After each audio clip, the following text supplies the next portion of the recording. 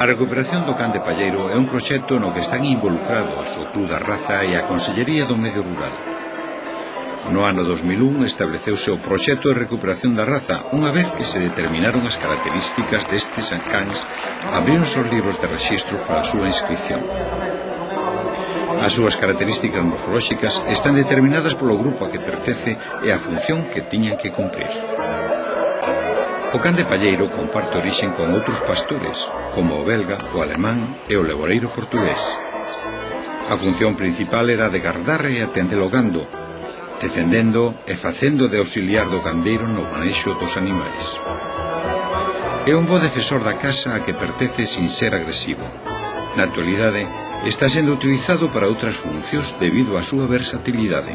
Agora o pastoreo, que é a forma de tratar de manexar o gando é distinta, e ao mellor pois xa non se utiliza tanto, pero como o bon can de pastor que é, ten outras cualidades, as súas cualidades podense aproveitar para outras actividades, non?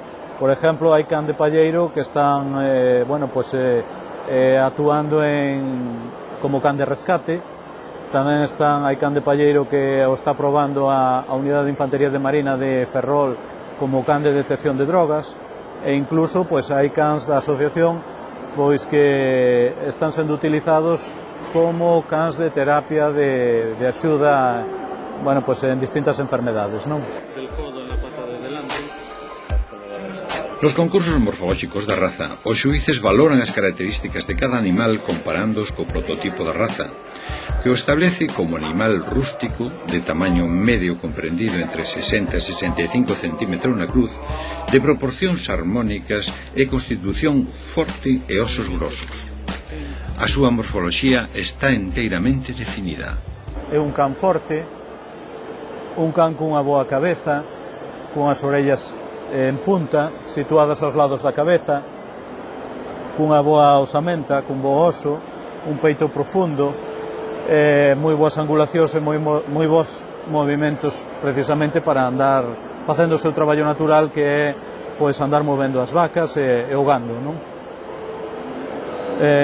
Polo demais hai moitos colores, moitas capas.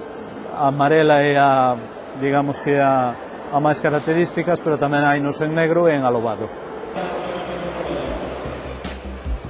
Os concursos nos que os can mostran a súa estampa e as súas habilidades son espectáculos de gran beleza. Polo xeral van acompañados dun forte adestramento no que se pon de manifesto a coordinación que hai entre o can e o seu manexador. O carácter deste can ben determinado en parte polo grupo de cans de pastoreo que pertenece. Compre destacar a estabilidade psíquica e o afectivo que é co personal con que se relaciona. O momento do can de palleiro, como toda a estirpe dos cans de pastor, é un temperamento moi equilibrado, é un can tranquilo. É de destacar no caso do can de palleiro de que destaca por ser desconfiado coas persoas extrañas, non quer dicir que sea agresivo, pero é reservado, por así dicilo, e sin embargo moi agarimoso e moi doce cos da casa. É unha característica que todos os que levan anos criando neles destacan moitísimo, o xeito de ser moi atentos, moi interesados sempre en complacer ao dono, en que queren que lles pida, que eles están dispostos a facelo de contado. O remate do concurso exposición, no que non se estableceron puntuacións, tocou os nenos para afeccionalos e buscar persoal que continúe con estas tarefas. Nalgúns casos, as cuestións complícanse, pois os cans pesan e teñen máis forza que os pequenos. En fin, é cuestión de botarlle paciencia, porque vontade non lles falta.